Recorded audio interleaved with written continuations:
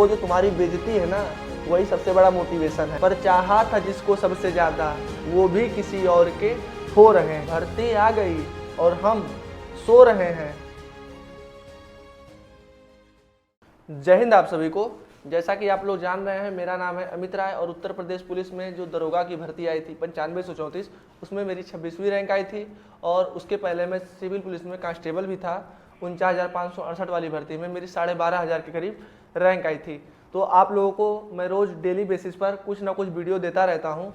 और कई बच्चे हमको ये कमेंट कर रहे थे कि भैया अभी तो हमारी दरोगा लायक उम्र नहीं हुई है और एसआई का पेपर देखते हैं तो जी घबरा जाता है, तो हम लोग क्या सिपाही की तैयारी कर सकते हैं और उसको कैसे कर सकते हैं। तो यह सब सारी चीज़ों का मैं एक डिटेल वीडियो सोचा हूँ कि बना दूँ, ताकि जो बच्चे के मन में भ्रम है कि मेरा होगा कि नहीं होगा और मुझे तैयारी कैसे करनी है, तो उनके लिए सारी चीज़ें आसान हो जाए। तो आप लोगों को यह वीडियो शुरू करने से पहले एक मोटिवेशनल लाइन बता देना चाह रहा हूँ। यह जो कि 90% बच्चों के साथ हो रहा है और 10% तो भाई मन लगा करके पढ़ रहे हैं, बाकी 90% के साथ बिल्कुल यही हो रहा है। गर्मी का दिन है, तो एक टूटे हुए लड़के ने क्या कहा है और किस भाव में कहा है आप लोग को बता रहा हूँ कि भर्ती आ गई और हम सो रहे हैं। भर्ती आ गई और हम सो रहे हैं। बर्बादी का बीज अपने जीवन में यूं बो रहे हैं कि हमारे इस कारनामे से नौकरी तो नहीं मिलने वाली, कि हमारे इस कारनामे से नौकरी तो नहीं मिलने वाली। पर चाहा था जिसको सबसे ज़्यादा, वो भी किसी और के हो रहे हैं। क्यों हो रहे हैं? कि कहती हैं अब वो हमसे कि ज़्यादा हुई उम्र हमारी। कहती हैं अब वो हमसे ज़्यादा हुई उम्र हमारी। पढ़ लिख के बाबू तुम भी पा जाओ नौकरी सरकारी। मजबूर बहुत हूँ और तुम्हारे सिवा कोई नहीं भा रहा है। मजबूर बहुत हूँ और तुम्हारे सिवा कोई नहीं भा रहा है।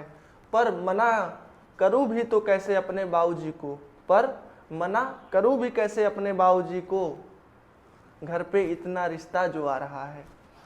ठीक है ना भैया? तो यह हमारी नहीं, ये सबकी यही कहानी है कि खा पी कर आप लोग सो रहे हैं और कोई मेहनत से पढ़ रहा होगा, उसी को नौकरी भी मिलेगी और जिसका होगा सिलेक्शन उसी के लोग ज़्यादा चर्चा करेंगे। यह तो हो गई आप लोग के लिए मोटिवेशनल लाइन कि भर्ती आ गई और हम सो रहे हैं, ना चाहते हुए भी अब वो किसी और के हो रहे हैं। ठीक है, तो वीडियो को शुरू करते हैं। जैसा कि आप लोग जान रहे हैं कि 28,000 के करीब भर्ती आ रही है और जो एक्सपर्ट उत्तर प्रदेश पुलिस भर्ती बोर्ड के द्वारा ट्वीट भी किया गया था, उसमें लगभग 19,220 के करीब भर्ती बताई गई थी और 2,800 के करीब जेल वार्डन की भर्ती बताई गई थी। पर न्यूज़ में जैसे आर्टिकल में देखने को मिल रहा है, लोग बता रहे हैं कि 28,000 के करीब भर्तियाँ आएंगी। क्या सत्य होता है वो तो नोटिफिकेशन आने के बाद ही पता लगेगा। पर आप लोग की क्या तैयारी होनी चाहिए, इसमें दो तरह के लड़के हैं। पहले लड़के वो हैं जो फ्रेशर हैं, 18 साल से प्लस हुए हैं, या तो अभी 18 साल के हुए हैं, या तो जब 60,244 पद की भर्ती आई थी तो वो लोग नहीं हुए थे 18 साल के। अब उनके अंदर आग भरी हुई है कि हमको पढ़ लिख करके सिपाही बनना है, 21 साल से अंडर एज है। एक बच्चे वो हैं जो 60,244 की फाइनल मेरिट लिस्ट से छट चुके हैं। तो इन दोनों बच्चों को क्या क्या चीज़ करनी चाहिए? पहला बात है कि जो फ्रेशर बच्चे हैं वो एकदम कोरा कागज़ हैं, उनके पास ज़्यादा संभावना है कि वो अगर मेहनत करते हैं तो उनमें से सिलेक्शन हो सकता है, कुछ बच्चे निकाल ले जाएं। क्योंकि मैं भी फ्रेशर था, मैंने झटके से पेपर निकाल कर, मतलब मैं स्ट्रगल नहीं किया हूँ सरकारी नौकरी पाने में, ये तो मेरा है। सबसे पहले कांस्टेबल का पेपर निकाला, उसके बाद एसएससी जीडी का पेपर निकाला, फिर बीएड मैंने गवर्नमेंट स्कूल से किया, फिर गवर्नमेंट स्कूल से करते करते वहाँ पर भी टॉप किया। उसके बाद मैं ट्रेनिंग में गया, ट्रेनिंग में तैयारी किया, सिपाही रहते रहते दरोगा की नौकरी पा गया। तो मैं तो स्ट्रगल नहीं किया हूँ। पर जो फ्रेशर बच्चे हैं उनको क्या करना चाहिए, और जो 60,244 पद में बच्चे छट गए हैं उनको क्या करना चाहिए? तो सबसे पहले मैं उनके लिए बता रहा हूँ कि 60,244 पद वाले बच्चे दो तरह के हैं। एक तो वो हैं जो कि एकदम डीमोटिवेट हो चुके हैं कि अब हमसे कुछ नहीं होगा, सिपाही का पेपर नहीं निकला तो दरोगा का पेपर क्या निकलेगा। और दूसरे बच्चे वो हैं जो एकदम अंदर से भरे हुए हैं, उनकी एकदम बेइज्जती हो गई है, गांव वाले रिश्तेदार सब परेशान कर दिए हैं कि ना भैल ना भैल ना भैल। तो उनसे मैं ये कहना चाहूँगा कि अपनी इस आग को शांत मत होने देना, और वो जो तुम्हारी बेइज्जती है ना, वही सबसे बड़ा मोटिवेशन है। तो आप लोग को क्या करना है, जो जो आप लोग गलतियां किए हैं उसको सुधार करिए, जो लोग फाइनल मेरिट से छट गए हैं, और ये एनालिसिस करिए कि हमसे क्या क्या चीज़ें गड़बड़ हो गई हैं, और ज़्यादा से ज़्यादा आप लोग मॉक टेस्ट पर फोकस करिए, और सारा सिलेबस तो आप लोग से कवर है, उसका रिवीजन करते रहिए।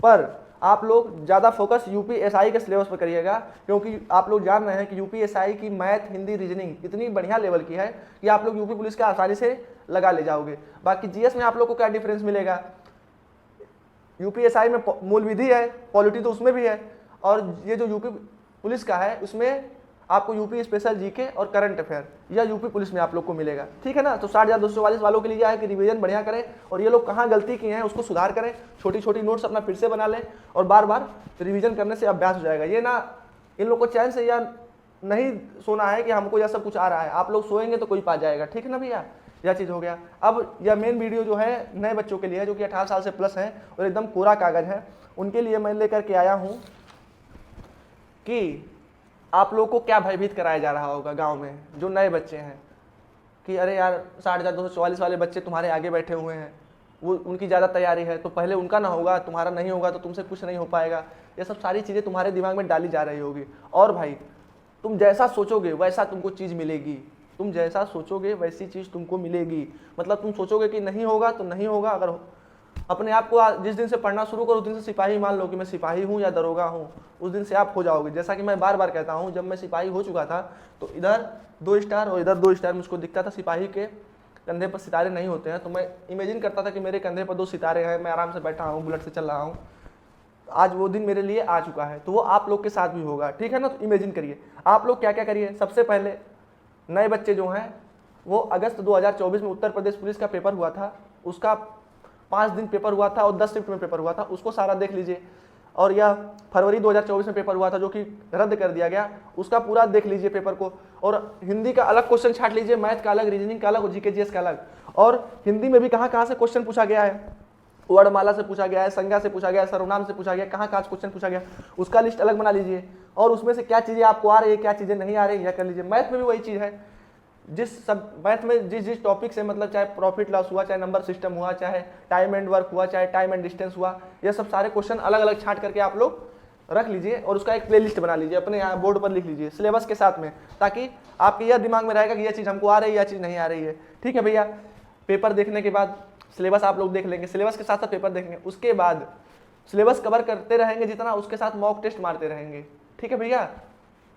इससे यह होगा कि आपका पूरा सिलेबस आसानी से कवर हो जाएगा। और सिपाही की अगर आप लोग तैयारी कर रहे हैं तो सिपाही के लेवल का पढ़िएगा, दरोगा बनने की कोशिश मत करने लगिएगा। अगर आप लोग की उम्र 21 साल से डाउन है, जिसकी 21 साल से अधिक है वो दरोगा की ही तैयारी करेगा। मैं बार बार कहता हूँ कि जो दरोगा की तैयारी करेगा उसे सिपाही आराम से निकल जाएगा। ठीक है ना भैया, यह बात हो गई। अब सिलेबस कैसे कवर करें, कोई ट्रिक बता दीजिए। तो सफलता का कोई शॉर्टकट नहीं है, जो आपको ट्रिक बता रहा है, ट्रिक वहीं पर काम करती है जहाँ पर आपके कॉन्सेप्ट क्लियर होते हैं। मतलब अगर आपका कॉन्सेप्ट क्लियर नहीं है तो आपकी ट्रिक काम आपको नहीं आने वाली। ठीक है।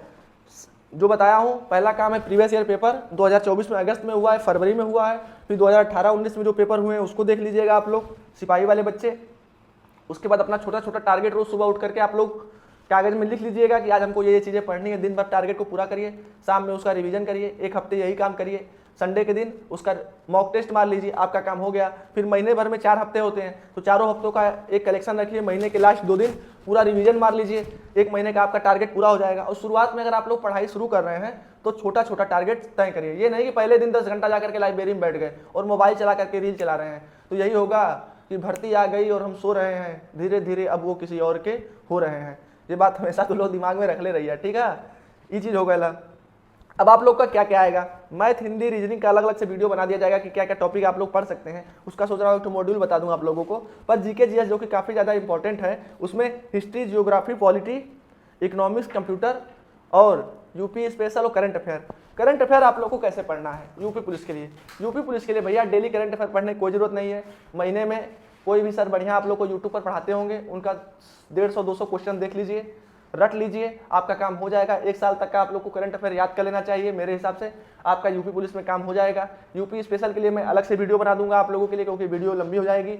जो जो चीज़ बताया हूँ वो चीज़ आप लोग एकदम गांठ मार के बैठ लीजिएगा। आइए हम लोग रिवीजन करते हैं कि मैं आप लोग को क्या क्या चीज़ें बताया हूँ।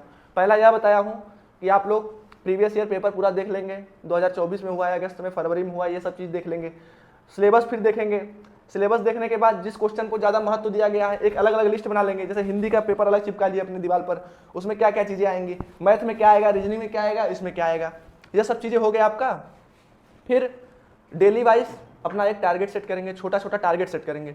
टारगेट सेट करने से आप बाधित हो जाओगे कि हमको यह काम करना है, ठीक है ना भैया, यह काम हो गया। अब दूसरा काम क्या करना है, महीने भर का कलेक्शन हो गया, महीने में रिवीजन करना है, हफ्ते में मॉक टेस्ट देना है, एक महीने में 4 से 5 मॉक टेस्ट शुरुआती दिनों में देना है, और पहले दिन ही नहीं 20 घंटा बैठ के पढ़ने लग जाना है। पहले दिन आराम से पढ़िए, पहले 2 घंटा, 2.5 घंटा, 3 घंटा, 4 घंटा, 5 घंटा, ऐसे धीरे धीरे करके पढ़िए, आपका हो जाएगा। और नेवर गिव अप, कभी छोड़ना नहीं है। और लास्ट की लाइन यह है आप लोग के लिए मोटिवेशनल, जीवन में आप किसी दौर में हो कम बैक कर सकते हो। मतलब मैंने कितना भी दिन बर्बाद कर लिया, कितना भी घूम लिया, चाहे कुछ भी कर लिया, कोई फर्क नहीं पड़ता है, सबका मतलब सिर्फ शून्य होगा। अगर हम अभी से मेहनत करेंगे तो जरूर अपने लक्ष्य को हम लोग पा सकते हैं। किसी भी दौर में, किसी भी घड़ी में हम कम बैक कर सकते हैं, ये दिमाग में हमेशा रहना चाहिए आपके, तो आप लोग सफलता जरूर पाओगे। ठीक है, आप लोग बताइएगा वीडियो कैसा लगा। अभी शाम में एक वीडियो लेकर के आऊँगा राष्ट्रपति से संबंधित कि क्या क्या शक्तियाँ राष्ट्रपति के पास होती है। ठीक है ना भैया, जय हिंद, जय भारत। एंजॉय करिए, जो ना करे एंजॉय फिर वो कैसा बॉय।